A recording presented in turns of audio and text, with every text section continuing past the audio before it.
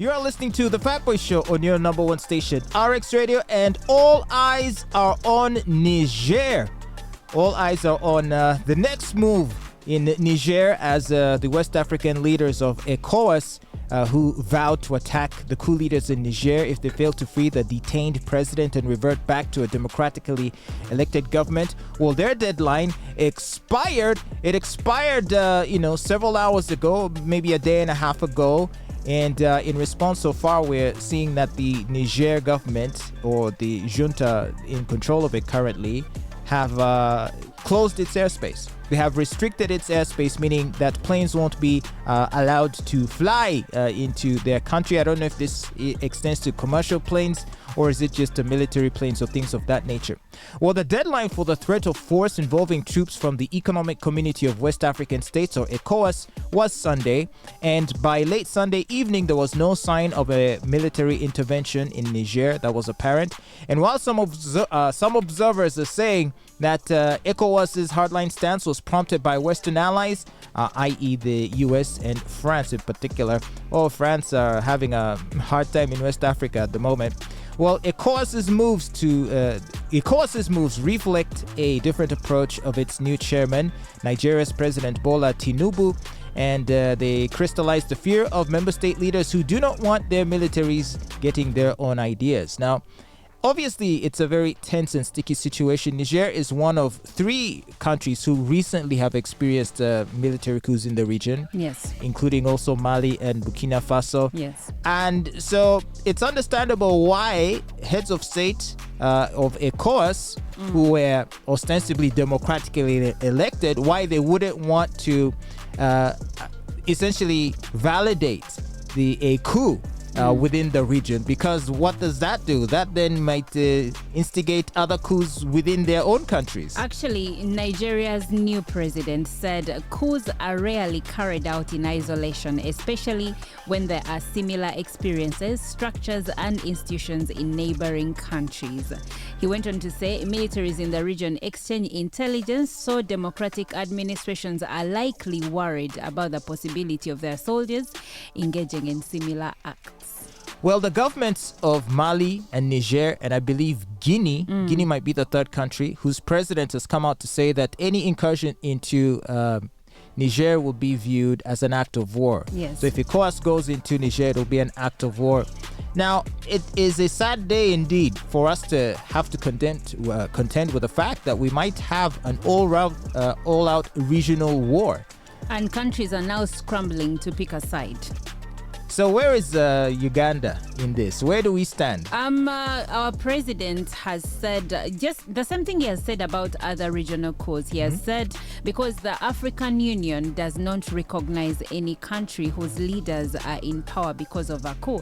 Actually, according to the statutes of the African Union, if you come into power by virtue of a coup, you're supposed to arrange elections as soon as possible, so that now the African Union recognizes you as a democratically elected leader. So right now, the president still goes by that agenda. We don't know you. I don't recognize you. This is not modern day. This is not behavior for modern day governments. For sure, it is not. Now, when you look at some of the responses of in this case, Ugandans, I'll go with the responses of the Ugandans who are commenting on this on social media and elsewhere. Many of them are quite sympathetic to these military coups. And this is quite ironic because the same crowd of people are typically very critical of our own governments because our current president came to power through a military coup. So you would think that our fascination with these idealistic revolutionaries expired a long time ago. But you see, and yet it seems like we're suckers for these guys. We keep falling for their same stories. No, the stories, you see, today the president may not be as popular as he was 36 years ago. But let's face it, if you talk to the generation, like people our age, around that time, not even our parents, but people, maybe our parents were around that our age. But when you talk to people who lived and understood everything at the time, they were okay with the president going to the bush. They were okay with him being rebellious against the other government that was there at the time. because he represented their ideals. And maybe even today, they're sympathetic of the military that is taking over power in different places, because probably they resonate with whatever problems they are facing right now. Maybe they make sense. They resonate with the people of those countries.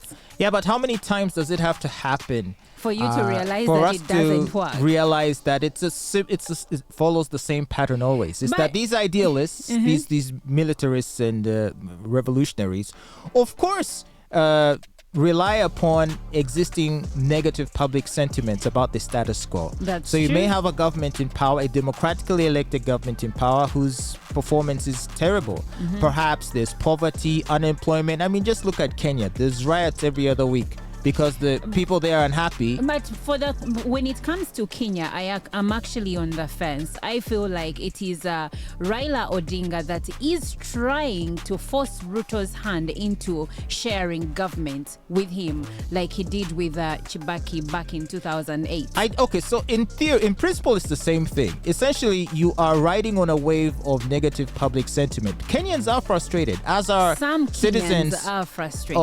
of most other African countries. Yes, there will always be a section of the population, usually the youth and the disenfranchised, and mostly they are youth, But the unemployed, the impoverished. These are the people who are very easily agitated and very easily manipulated by fancy stories of a better future if you either give me your political support in the case of Raila, or if you support my military coup, a military overthrow, as we are currently seeing in West Africa. But you see, still going back to Kenya a little bit, Raila Odinga is running on the wind or on the emotions of the people that come from his tribe. You see, Kenya, unlike Uganda, maybe in Uganda too, but in Kenya, it is widely known that political lines are drawn using cultural lines or tribal lines. So the people that are rallying behind Raila Odinga are not necessarily all Kenyans, but they're Kenyans from a given tribe and Olive, a given and region. I'm glad you brought It's this like up. coming to Buganda and the youth in Buganda are rioting maybe in Kampala, but when you go to Bugerere, they are not. And I'm glad you brought this up, because even in West Africa, there is an ethnic element to a lot of the strife we're seeing, and a lot of these coups, in fact. So, if I think Mali might be an example I could use, where not Mali, but rather Niger, where the president that was deposed essentially comes from an ethnic minority tribe from the north. I think he's like half Arab, something like that. And I think like the Berbers, the Tuaregs, they comprise about 13% of the population. So you have other majority tribes of the country who are feeling disenfranchised, and there's an aspect of ethnic discrimination. Like, we don't want to be ruled by some Arab. It's more like what happened in Rwanda back in the day, way before the genocide, where the Tutsis were in power and the Hutus felt like, no, you can't be the minority and ruling over us. Exactly. And so a lot of these coup leaders represent majority tribes, or at least the larger ethnic groups in these regions who feel in some way disenfranchised. And in the case of Burkina Faso, you hear them talking about, they've not dealt with the jihadist insurgency. But who are these jihadists? Actually, they are these minority, mostly representative of the minority Tuaregs and Berbers up in the north. And this community of people, apparently, they are such a large, within specific African countries, there may be small minorities, but they cover a geographical area in which Mali, Burkina Faso, and Niger, and some of these countries in the Sahel region sit. And so they use Islam as their rallying point and banner under which they will claim or to be pursuing their political freedom, which is why the dispute is normally framed as an Islamic insurgency, but mostly it is an ethnic insurgency. And you know what's sad? It is that these very people that are trying to say that they're being, that they're being left behind, for lack of a better word. They are causing havoc to their own people. They go into villages and burn villages, so more like Connie used to do. Same thing, yeah. And kill people, behead people, all for what? Because you cannot say that you're promising me a better future, yet you're ruining what I already have. Well, depending on who you ask, if you decide to frame the conflict as a jihadist insurgency, and also rely upon negative sentiments regarding the French, because there's also an element of colonialism involved in all of this, anti-colonialism. An element of, yes, the jihadists are here, people are being killed, and the French have failed to protect us, and even the government has failed to protect us. So let's come in and protect our citizens. So my question to you would be this, and to anyone who supports these coups, anyone who's enamored by Ibrahim Traoré, this 35-year-old military hunk who all the ladies are crushing on. A lady actually sent me a message saying, "Oh, that guy is cute. Please leave him alone. Don't say anything bad about him. You're just jealous." Wow. Can you imagine? Really? Because I was critical of the coup that he orchestrated. But anyway, so how long before in all of these countries, these military rulers declare a state of emergency, whether by appealing to the Islamic insurgency or any other reason, and in so doing indefinitely postpone elections? They can't indefinitely postpone elections, but yeah, they can. And before you know time. it, you're going to have yet another African dictator on your hands who's going to rule that country for the next 30 years. But who is a dictator to These begin scripts with? write themselves. Because you may be calling him a dictator. One man's dictator is usually another man's. He's still new. He's still new in the presidency. In the case of Burkina Faso, he's even a president at this so moment. we can give him time. I'm just saying. Typically, that's the direction that things go in. Yeah. You know, and whenever you want to forcefully remove power or your leaders, just look at the Arab Spring. They thought they were removing terrible dictators, and the people that replaced those dictators ended up being even worse dictators. Auntie, now the problem we now face also is that when these military coups happen, the generals at some point don't agree. I think it's the same that happened in Uganda, because it is said that there was an agreement of you rule for this time, I come in, I rule for this time. Well, our guy... Only that ours, they settled their scores somewhere, somehow. Our guy had his own way of dealing with the situation. There were a lot of controversies in the early years of the regime. Yeah. Certain unfortunate things that may have happened, and to certain people for which there was never any investigation or no conclusion as to the circumstances of their unfortunate fate, which we shall not elaborate upon. Yes, but now in what is happening in Sudan is because two people failed to agree, and that's why there is a war right now.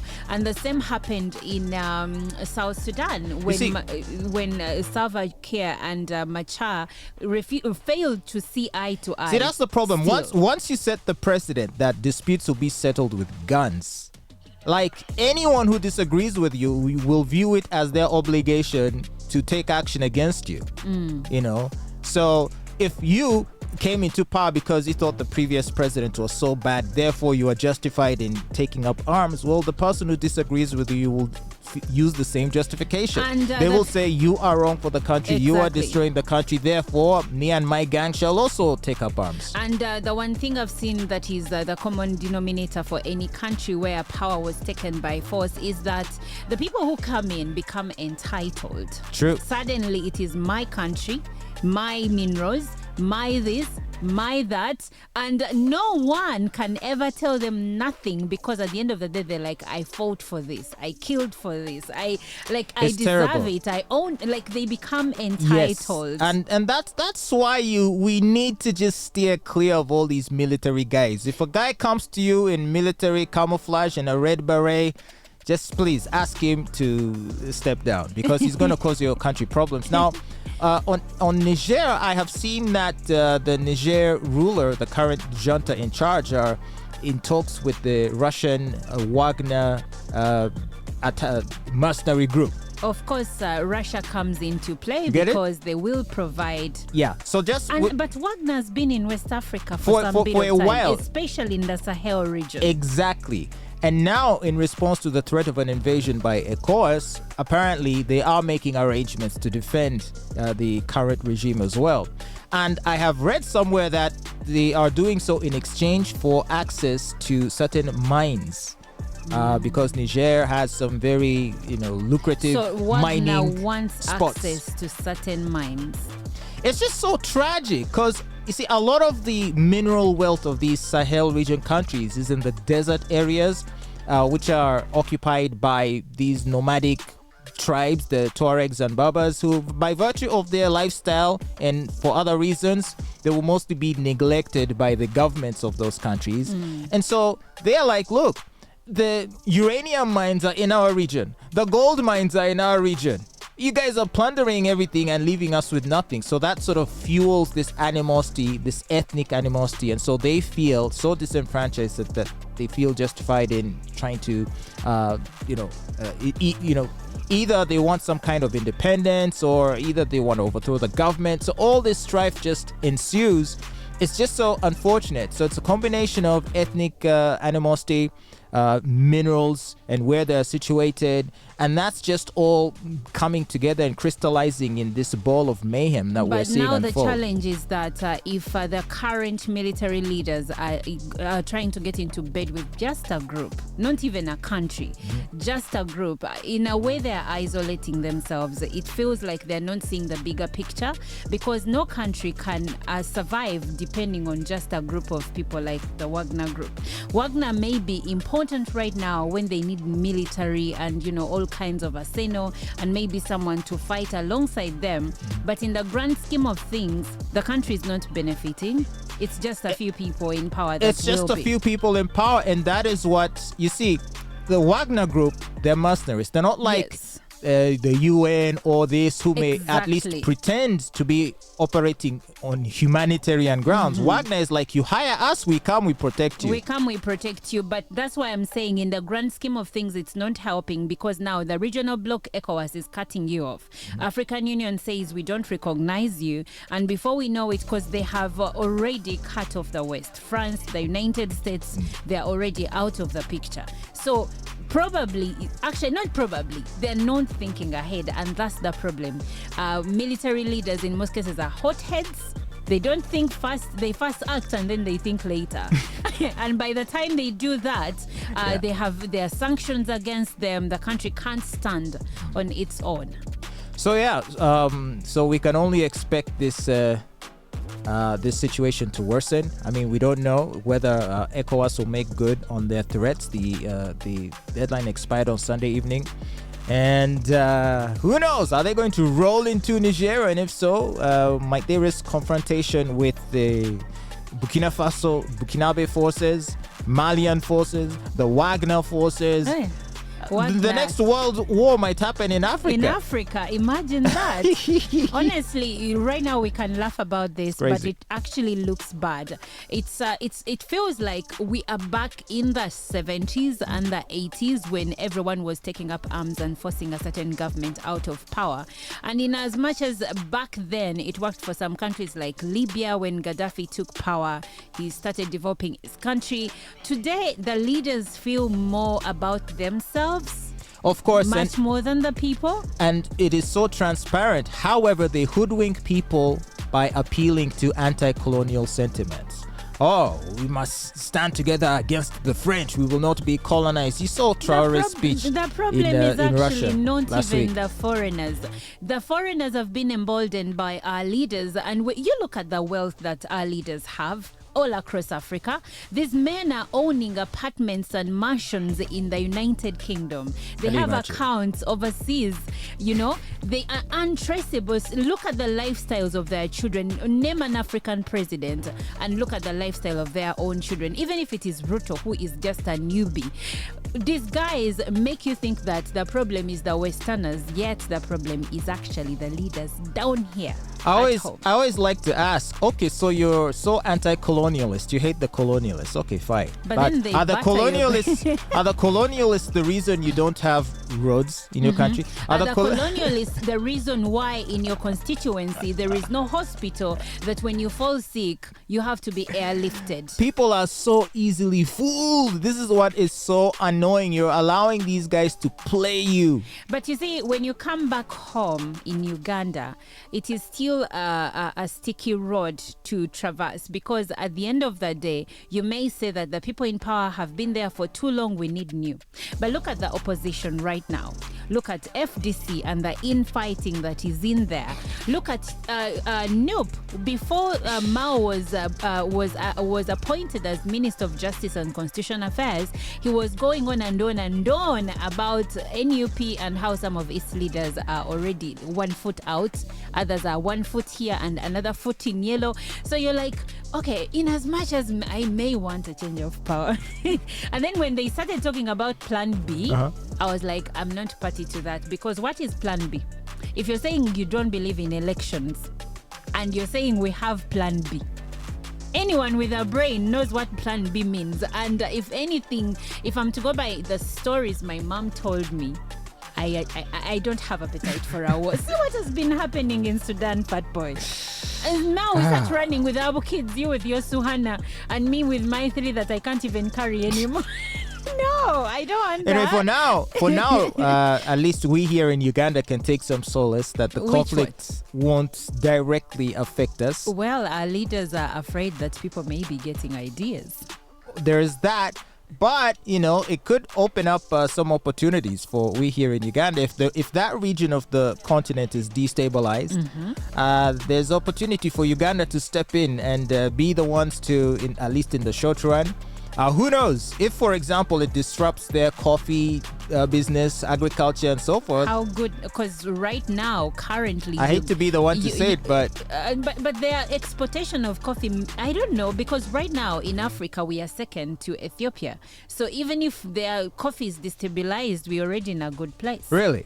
All right, so we better look for uranium. Apparently, France needs it for their nuclear plants. Uranium, isn't that what is in Wakanda? That's vibranium. Vibranium. Okay. So Niger apparently contributes upwards of 13%, approximately 13% of the uranium needs of France. So obviously, if they're no longer going to be exporting their uranium, what do they use uranium for? Nuclear power. Nuclear power plants. But all these countries, they need all that nuclear power for what? Electricity, energy.